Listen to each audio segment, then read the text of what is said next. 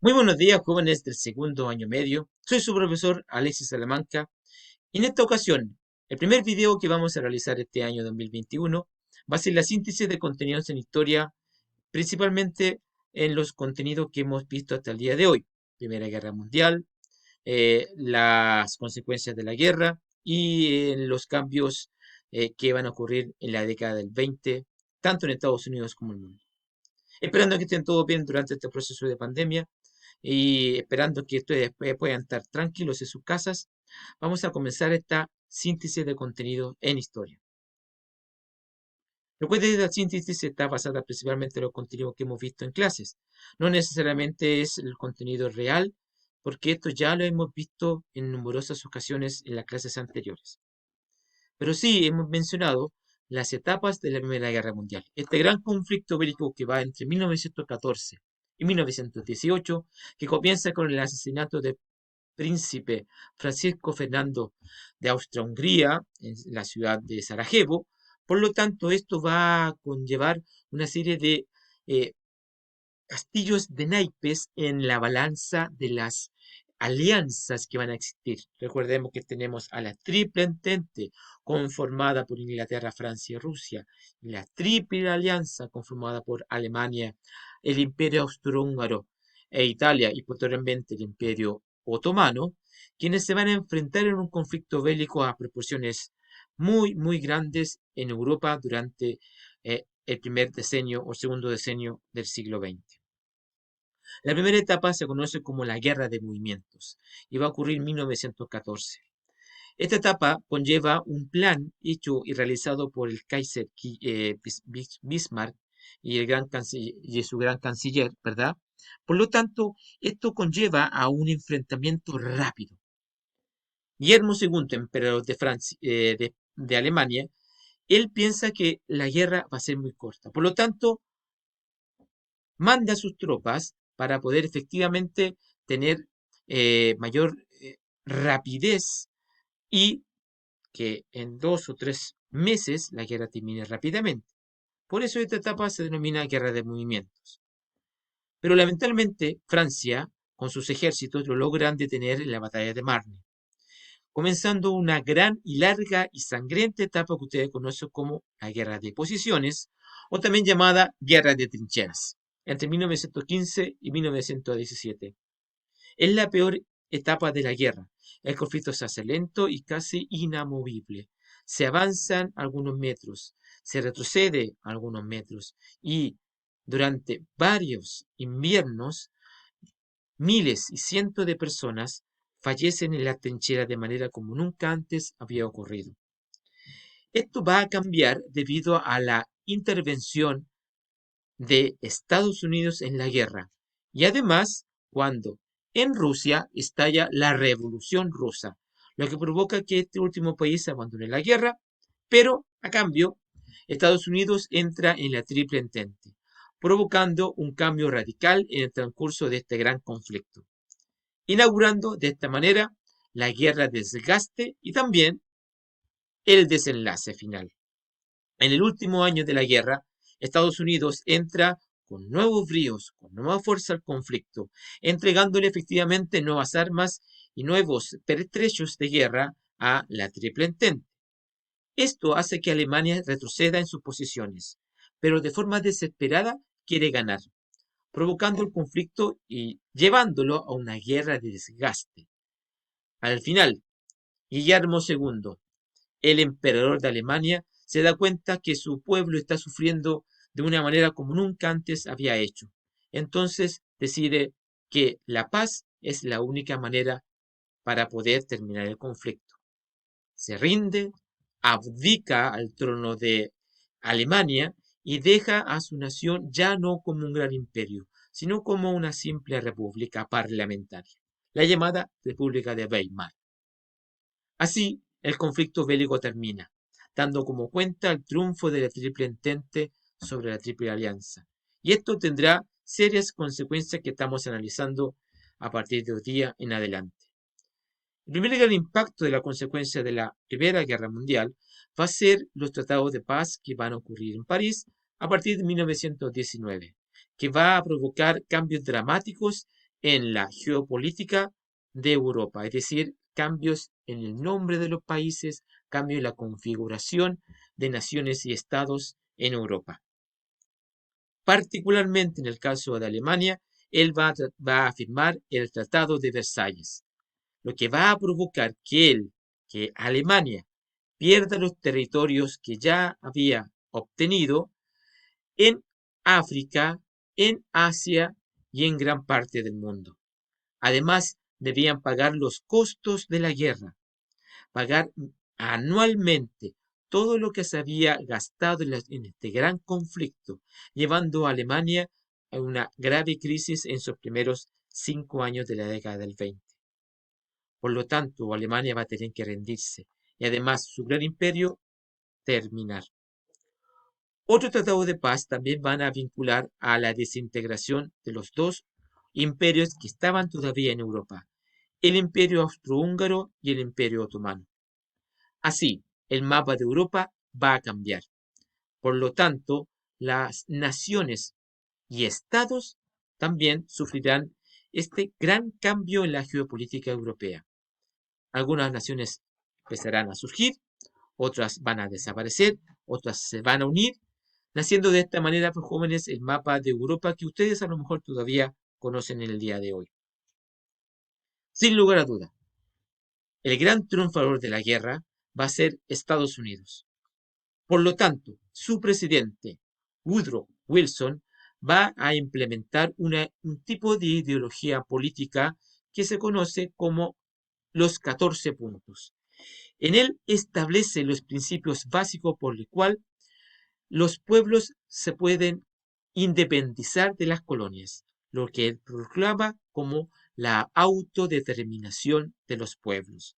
A partir de esto, las naciones que anteriormente estaban dominados por el imperialismo inglés y francés, holandés y alemán, van a comenzar su proceso de independencia y la búsqueda de poder lograr ser repúblicas y estados completamente independientes, sin el yugo de las naciones europeas.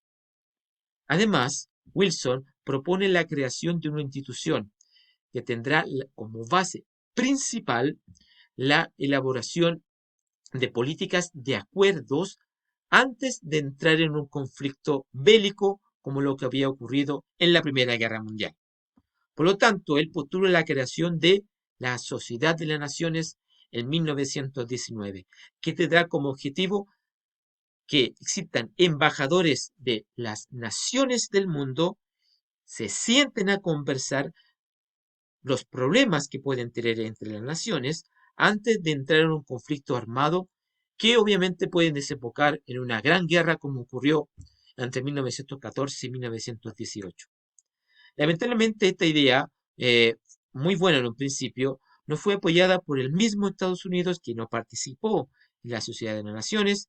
También la Unión de Repúblicas Socialistas Soviética, la Unión Soviética, que tampoco pudo adherir a este tipo de organismo. Inclusive Alemania también estaba un poco dejado de lado en el ámbito de poder ayudarlo y poder tener oportunidades para poder salvarse. Sin lugar a dudas, jóvenes, a partir de 1920 hay grandes cambios que van a provocar que el mundo va a cambiar. El siglo XIX acaba, comienza el siglo XX, y este siglo XX es totalmente diferente al siglo anterior. Existen transformaciones sociales, políticas y económicas, y además culturales, que son muy, muy relevantes. Y esto se va a ver reflejado en lo que va a existir durante la década del 20. Y yo menciono como la frágil recuperación de los años 20.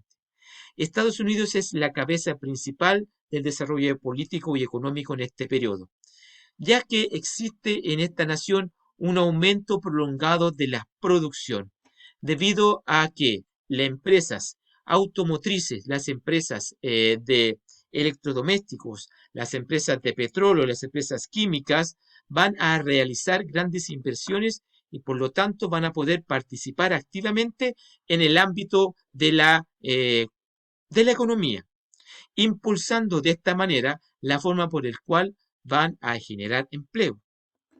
va a haber un sistema de desarrollo económico y de trabajo que ustedes conocen como la producción en serie. De esta manera se van a bajar los costos de producción, los productos serán más baratos y obviamente se van a vender de mejor manera al mercado. ¿Y a dónde van estos productos? Bueno, a reconstruir Europa, a reconstruir Asia, que también necesitaba industrializarse, entre otros puntos del país, del mundo. Y si alguna nación necesitaba algún préstamo o crédito para poder facilitar su desarrollo económico y su crecimiento económico, bueno, Estados Unidos va a entregar estos préstamos. En el caso de Chile, se va a facilitar préstamos internacionales para su desarrollo durante la década del 20.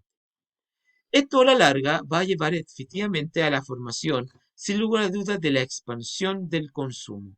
El consumo que anteriormente estaba muy limitado a ciertas clases sociales, ahora posiblemente y de forma real, va a motivar a que las clases medias y las clases trabajadoras van a poder optar a productos completamente nuevos. Van a poder optar a un crédito. ¿Para qué? Para comprar una casa, para comprar un automóvil.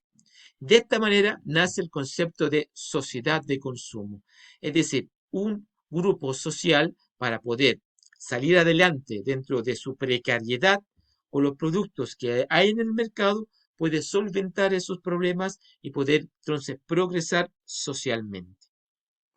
Esto va a ocurrir durante toda la década del 20 en Estados Unidos, instaurando el concepto que ustedes conocen como el estilo de vida americano, que se va a trasladar a todas las naciones del mundo. La idea es tener una casa, tener un automóvil, tener una familia. Y a través de esta idea es como que las personas llegan a la felicidad. Estas transformaciones serán radicales, principalmente en la sociedad que va a ocurrir entre guerras, entre 1919 y 1939. Y la primera de ellas, como ya habíamos comentado, es la formación de esta sociedad de masas, que está vinculada principalmente a la cultura de masas. Ustedes dirán, ¿qué es la cultura de masas? Efectivamente, es la forma por la cual los productos se van a adueñar de la forma por la cual las personas reflexionan o piensan, o también se relacionan. El producto va a estar por encima entonces de la sociedad. Si yo quiero escalar socialmente, tengo que tener un producto determinado. Y así voy a ser aceptado dentro de mi sociedad. Por lo tanto, cada grupo va a querer optar a esta sociedad obteniendo préstamos y además trabajando si es posible. De esta manera, jóvenes, las influencias principales de los medios de comunicación van a ser principalmente orientados a la prensa, va a estar orientado también a la radio y también un medio importante de masificación de la cultura de masas es los deportes. A través de estos medios, sin lugar a duda, la sociedad de consumo va a llegar al resto de la población.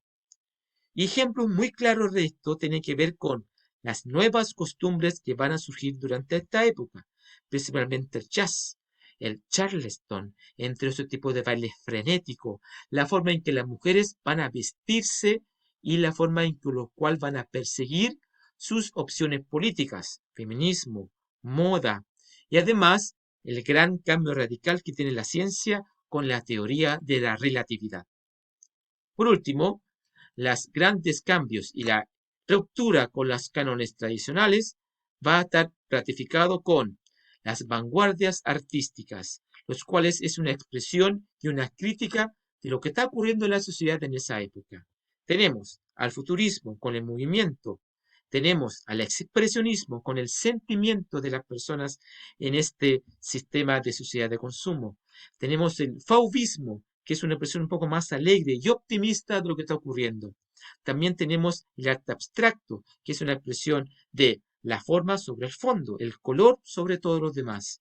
También tenemos a los dadaístas, que es una crítica a la sociedad de consumo, a el surrealismo, el sueño para expresarse en la pintura, y el cubismo, que es el movimiento, ¿verdad?, de los geométrico para expresar la realidad. Por último, la Bauhaus, que sin lugar a duda es una expresión arquitectónica de la época, funcional más que pictórico. Jóvenes, soy Alexis Salamanca, esperando que estén todos bien durante este proceso. Nos vemos en clase la próxima vez. Hasta luego.